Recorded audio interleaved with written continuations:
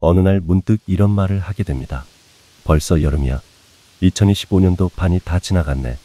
진짜 시간이 너무 빨리 간다. 시간은 늘 같은 속도로 흐른다고 배웠지만 우리는 분명히 느낍니다. 어릴 때의 하루는 길었고 방학은 영원할 것 같았는데 성인이 되고 나서는 일주일, 한 달, 심지어 계절 하나가 사라지는 게 눈 깜짝할 사이입니다. 분명 시계는 예전처럼 초당 한 번씩 째깍거리는데 우리에게는 시간이 점점 빨라지는 것처럼 느껴집니다. 왜 이런 체감 속도의 차이가 생기는 걸까요? 우리는 실제로 시간을 빠르게 살고 있는 것일까요?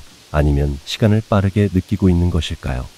심리학자들은 이 현상을 체감 시간의 왜곡이라고 설명합니다. 즉, 시간의 물리적 흐름은 동일하지만 우리의 뇌는 그 시간을 받아들이는 방식에서 크게 달라지는 주관적 경험을 하고 있다는 것이죠. 예를 들어, 우리는 기다릴 때의 10분을 매우 길게 느끼지만 즐겁게 놀고 있을 때의 10분은 벌써 시간이 이렇게 됐어 라고 말할 만큼 짧게 체감합니다. 이는 주의 집중의 방향과 기억의 형성량에 따라 시간의 체감 밀도가 달라지기 때문입니다. 시간은 단지 흘러가는 것이 아니라 경험되고 해석되는 것입니다. 그리고 우리는 그 경험을 할수록 나이가 들수록 더 빠르게 시간을 흘려보내게 됩니다. 하버드의 심리학자 윌리엄 제임스는 말했습니다. 시간은 우리가 어떤 방식으로 그것을 채우느냐에 따라 길게도 짧게도 흐른다. 아이들은 모든 것이 새롭기 때문에 하루하루가 길고 감정의 밀도도 높습니다. 반면 성인이 되어 일상이 반복되고 자극이 줄어들면 뇌는 기억을 덜 저장하게 되고 기억되지 않은 시간은 빠르게 흘러간 것처럼 느껴지게 되는 것입니다. 다르게 말하면 우리가 시간이 빨리 갔다고 느낄수록 그 시간은 뇌에 거의 기록되지 않았다는 의미일 수 있습니다. 즉, 시간은 반드시 흘러간 것이 아니라 기억되지 않았기 때문에 사라진 것일 수도 있습니다. 그리고 우리는 바로 그 사라진 것에 대한 아쉬움으로 시간이 너무 빨리 지나간다고 말하는 겁니다. 그러니 어쩌면 이 질문의 핵심은 시간이 왜 이렇게 빨리 지나갈까가 아니라 나는 지금 이 순간을 얼마나 기억하고 있는가 일지도 모릅니다. 시간은 시계 위에서 언제나 일정하게 흐릅니다. 아침이 지나면 점심이 오고 낮이 지나면 밤이 오죠. 하지만 우리는 그 흐름을 똑같이 느끼지 않습니다. 뇌과학적으로도 그렇습니다. 인간의 뇌는 지나간 시간을 절대적으로 측정하지 못합니다. 시계나 달력은 외부의 기준일 뿐 우리가 실제로 경험하는 시간은 기억에 의존합니다. 기억이 남아있으면 그 시간은 존재한 시간이고 기억되지 않으면 마치 그 시간은 아무것도 아니었던 시간처럼 사라집니다. 그래서 우리는 바쁘게 일만 했던 한 주를 떠올리면 기억이 하나도 없네라고 말하고 여행지에서 보낸 단 하루는 그 하루가 한 달처럼 느껴졌어라고 표현하곤 합니다. 실제 시간의 길이가 아니라 얼마나 기억할 만한 사건이 있었는가 그 밀도에 따라 체감되는 시간이 달라지는 것입니다. 심리학자들은 이 현상을 시간의 밀도 이론 혹은 기억 기반 시간 지각이라고 설명합니다. 우리가 새로운 것을 경험할 때 뇌는 더 많은 정보를 저장하고 그 정보가 많을수록 나중에 떠올릴 수 있는 기억의 단편들이 늘어나며 그 시간은 길게 느껴지는 특성을 갖습니다. 반대로 같은 일을 반복하거나 내가 새로울 것 없다고 판단한 상황에서는 기억을 아예 저장하지 않거나 최소한의 인상만 남기기 때문에 그 시간은 매우 짧게 느껴지고 심지어는 기억에서조차 지워지게 됩니다. 예를 들어 매일 똑같은 출근길, 같은 업무 루틴, 똑같은 점심 메뉴가 반복될수록 우리의 뇌는 굳이 저장할 필요가 없다고 판단합니다.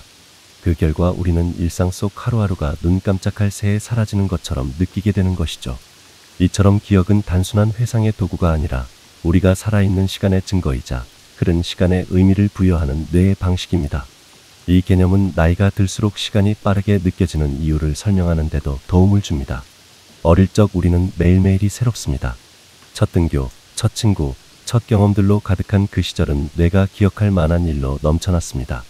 반면 나이가 들수록 우리는 더 많은 것을 의미하는 것, 예상 가능한 것으로 인식하고 뇌는 그 시간들을 기억하지 않습니다. 그래서 시간이 빠르게 느껴지는 것입니다. 기억되지 않은 시간은 뇌 속에 흔적이 없고 흔적 없는 시간은 곧 사라진 시간입니다. 그리고 우리는 이렇게 사라져버린 시간을 빨리 지나갔다고 표현하는 것이죠. 아이러니하게도 시간이 사라지는 이유는 시간이 부족해서가 아니라 우리가 충분히 경험하고 있지 않기 때문입니다. 결국 이 질문은 다시 한번 우리에게 돌아옵니다. 시간은 흐른 것일까요? 아니면 기억되지 않아서 사라진 것일까요?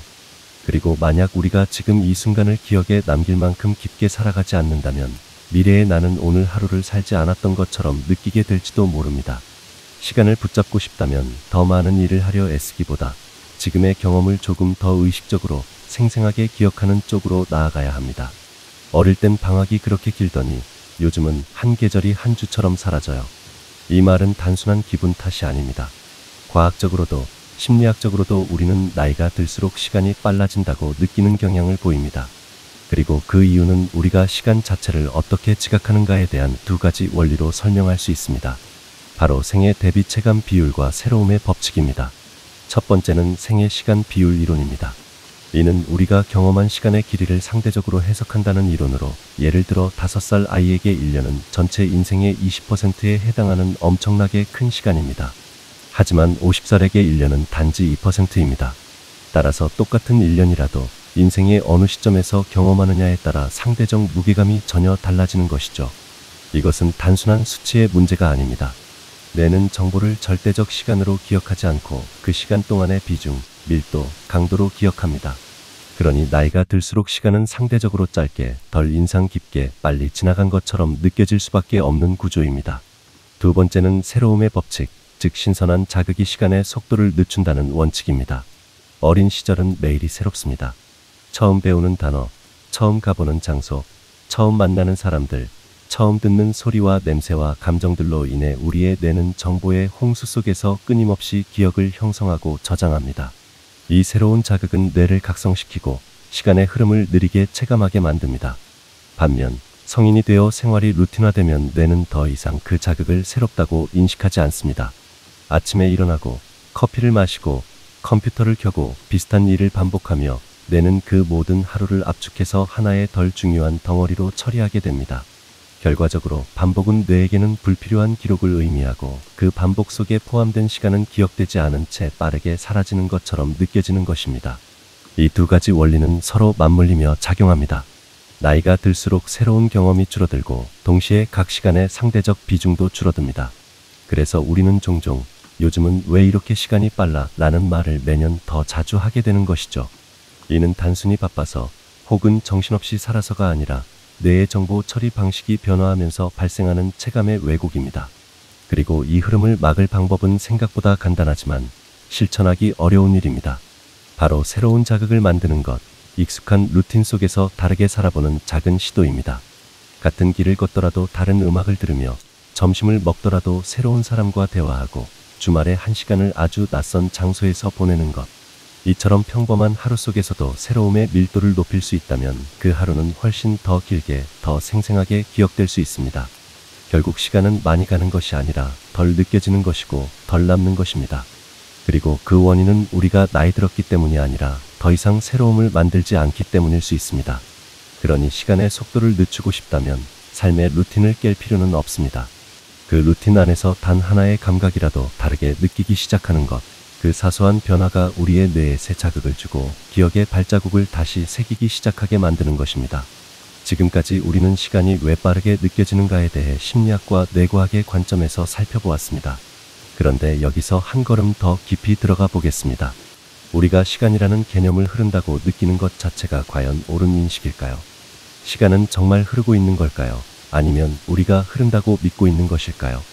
이 질문은 단순히 추상적인 철학적 상상이 아니라 수천 년 동안 철학자들과 물리학자들이 던져온 가장 본질적인 질문 중 하나입니다. 가장 먼저 고대 그리스 철학자 플라톤은 시간이라는 개념을 영혼의 움직이는 형상이라고 표현했습니다. 그에게 시간은 완벽한 세계인 이데아와 현실 세계를 잇는 달이었고 절대적인 질서의 표현이었습니다. 이후 아우구스티누스는 시간은 존재하지 않는다, 과거는 지나갔고 미래는 오지 않았으며 현재조차 붙잡을 수 없다는 말을 남깁니다. 그에게 시간은 실체라기보다는 의식 속에서만 존재하는 개념이었습니다. 이러한 사유는 현대 철학에까지 이어지는데, 특히 20세기 철학자 마르틴 하이데거는 인간 존재를 설명하며 시간을 단순히 흘러가는 것이 아니라 존재하는 방식 그 자체로 보아야 한다고 주장했습니다. 즉, 시간은 객관적으로 존재하는 외부적 흐름이 아니라 우리가 세계와 관계를 맺으며 살아가는 방식, 그리고 그 속에서 자신을 인식하는 조건이라는 것입니다. 물리학에서도 시간은 결코 단순한 개념이 아닙니다. 뉴턴은 시간과 공간을 절대적인 것으로 보았지만 아인슈타인의 상대성 이론은 시간이 중력과 속도에 따라 달라질 수 있다는 것을 증명했습니다.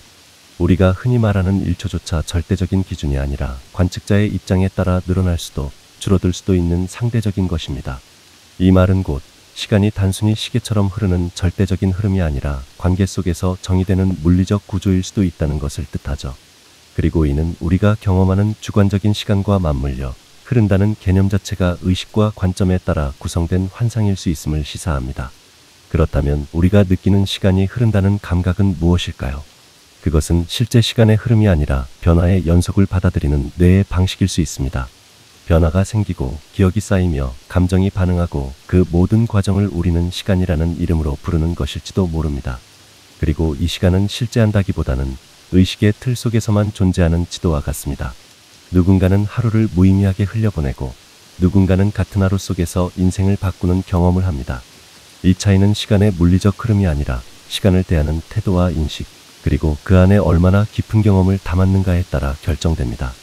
결국 시간은 존재하는 것이 아니라 존재하게 만드는 것일 수 있습니다. 우리가 기억하고 해석하고 의미를 부여하는 한 시간은 비로소 존재한 것이 되고, 그렇지 않다면 아무리 오래 살아도 그 삶은 순간처럼 사라져버릴 수도 있는 것입니다. 그래서 시간은 단순히 시계를 보며 흘러가는 것이 아니라 지금 이 순간을 어떻게 존재하는가에 따라 창조되는 현상일지도 모릅니다. 시간을 붙잡고 싶다, 이 말은 단순히 더 오래 살고 싶다는 뜻이 아닙니다. 정확히 말하면 흘러가는 시간 속에서 무언가를 더 깊이 느끼고 더 선명하게 기억하고 싶다는 바람에 가깝습니다. 우리는 왜 같은 하루를 보내고도 어떤 날은 그 하루가 며칠처럼 진하게 남고 어떤 날은 기억조차 나지 않을 정도로 허무하게 흘러가 버릴까요? 그 차이를 만드는 건 바로 삶의 밀도입니다. 그리고 이 밀도는 우리가 시간을 어떻게 채우느냐보다 시간을 어떻게 느끼고 기억하느냐에 더 가깝습니다. 삶의 밀도는 물리적인 양이 아닙니다. 하루 동안 10가지 일을 했더라도 그중 기억에 남는 일이 하나도 없다면 그 하루는 거의 사라진 것이나 다름없습니다.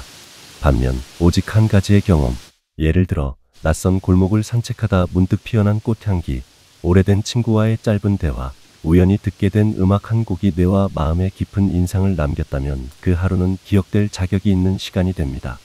이처럼 기억은 경험의 양보다 질, 반복보다 새로움, 속도보다 감각의 밀도에 반응합니다. 시간을 느리게 만드는 법은 그래서 더 많은 일을 하는 것이 아니라 지금 이 순간에 더 많이 존재하는 것입니다. 그렇다면 우리는 어떻게 하면 시간을 더 느리게 살 수 있을까요?